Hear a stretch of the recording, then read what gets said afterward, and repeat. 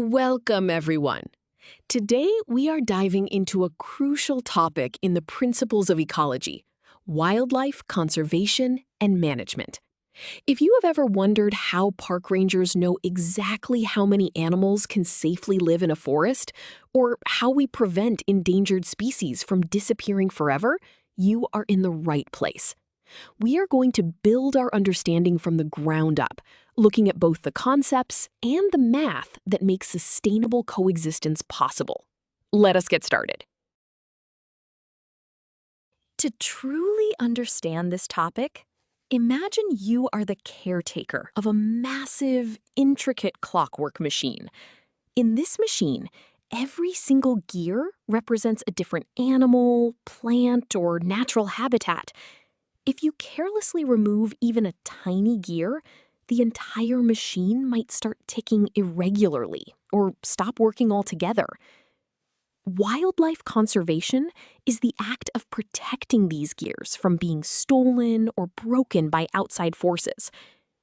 Wildlife management, on the other hand, is like being the mechanic who actively oils the gears, repairs the broken ones, and ensures the whole machine runs smoothly for years to come. Together, they keep our natural world balanced. Now that we have our clockwork analogy, let us look at the formal scientific definitions. In ecology, wildlife conservation is defined as the practice of protecting wild plant and animal species along with their natural habitats to prevent them from going extinct. It focuses heavily on preservation. This means shielding ecosystems from human-induced threats like pollution, deforestation, and climate change. Think of conservation as setting aside a forest where no humans can enter, creating a safe haven where nature is left entirely alone to thrive without interference. While conservation is about leaving nature alone, management takes a different approach. Wildlife management is a closely related but distinct scientific discipline that involves the deliberate, active manipulation of wildlife populations and their habitats. The goal here is to achieve specific ecological or societal outcomes. For instance, management might involve carefully controlled hunting to prevent a deer population from overpopulating, eating all available food, and eventually starving. Ultimately, both conservation and management rely on deep ecological principles to maintain biodiversity and ensure that our natural resources remain sustainable for future generations. So, why do we desperately need these practices in the real world? Without wildlife conservation, we would rapidly lose biodiversity. Biodiversity is the variety of life that provides us with clean air, water, and even life-saving medicines. Without wildlife management, human-wildlife conflicts would skyrocket. We would see destroyed crops, dangerous animal encounters, and the collapse of ecosystems due to the overpopulation of certain species. If we did not have these scientific frameworks, we would blindly consume natural resources until ecosystems collapsed, leading to catastrophic consequences for human survival. Understanding the need for management leads us to a very practical question. How do we do it? To manage a wildlife population effectively, ecologists need to know exactly how many animals can be safely harvested or removed without harming the long-term survival of the species. This brings us to a crucial mathematical concept called the maximum sustainable yield, often abbreviated as MSY. The MSY is based on the logistic growth model, which describes how a population grows rapidly at first, but slows down as it reaches the environment's limit. By understanding this, managers can find the exact sweet spot where the population is growing the fastest, allowing sustainable harvesting.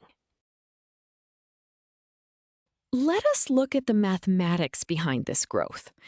This fundamental equation represents the logistic growth model. The term dn by dt represents the rate of change of the population size over time, essentially telling us how fast the population is growing. The symbol R stands for the intrinsic rate of increase, which is the maximum potential reproductive rate under ideal conditions. The variable N represents the current population size. Finally, K represents the carrying capacity, which is the absolute maximum population the environment can sustain. When N is very small, the population grows almost exponentially, but as N gets closer to K, the growth rate slows down and eventually stops.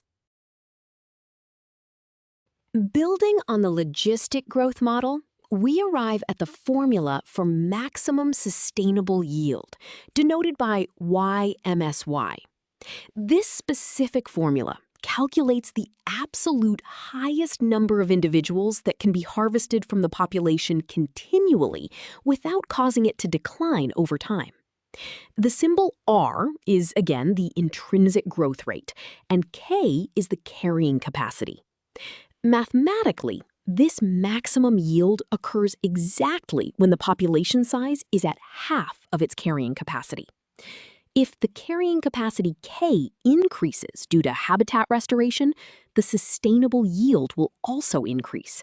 Conversely, if the environment is degraded and K drops, the yield must be reduced to prevent extinction.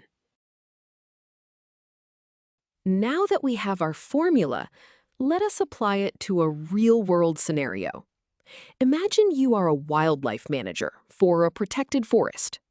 Through field studies, you know the forest has a carrying capacity of 1,000 deer, and the intrinsic growth rate is 0.2 per year. Your task is to calculate exactly how many deer can be safely hunted each year. We use our maximum sustainable yield formula and plug in our known values. The numerator becomes 200, representing the theoretical maximum growth. Dividing by 4 isolates the sustainable harvest. The final calculation gives us 50 deer per year. This means you can issue exactly 50 hunting permits annually without shrinking the population. Having successfully used the formula, let us understand exactly where it comes from. We start with our logistic growth rate equation.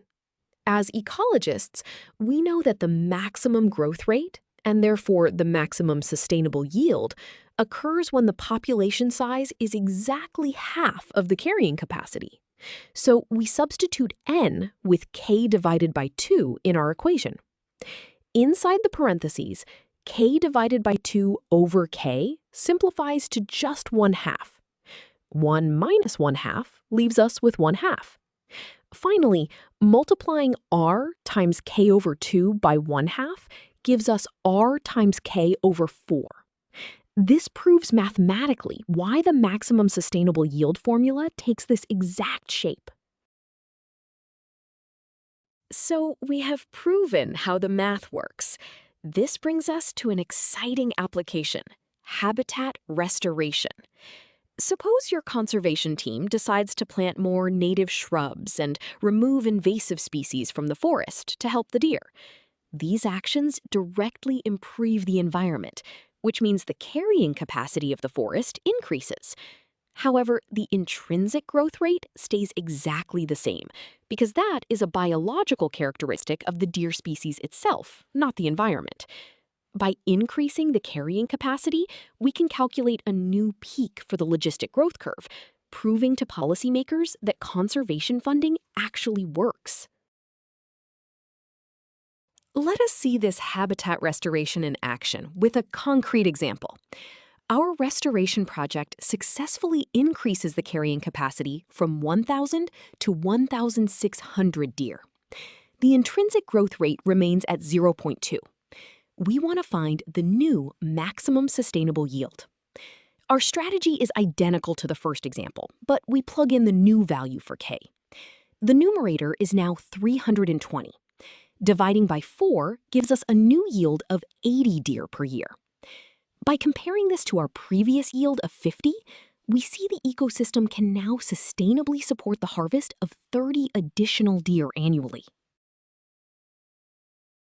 To visualize everything we have discussed, let us look at this graph of the logistic growth model. The horizontal axis represents time, and the vertical axis represents population size. Notice the dashed line at the top. That is our carrying capacity, the absolute limit the environment can support. The solid curve shows the population growing. It starts slow, accelerates, and then levels off as it hits the carrying capacity. Look at the exact middle of the curve, labeled n equals k over 2. This is the steepest part of the curve, meaning the population is growing at its absolute fastest rate. This exact point is where we achieve our maximum sustainable yield. We have covered a lot of ground today, so let us review our key takeaways. First, wildlife conservation and management are intertwined disciplines. Conservation focuses on preserving habitats, while management uses active interventions to regulate populations. Second, utilizing mathematical tools like the maximum sustainable yield allows ecologists to find the perfect balance between harvesting resources and maintaining healthy ecosystems.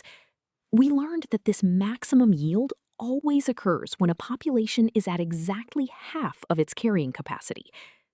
Finally, we saw mathematically how investing in habitat conservation creates a win-win scenario, enhancing both nature and human utility. Thank you for joining this lecture.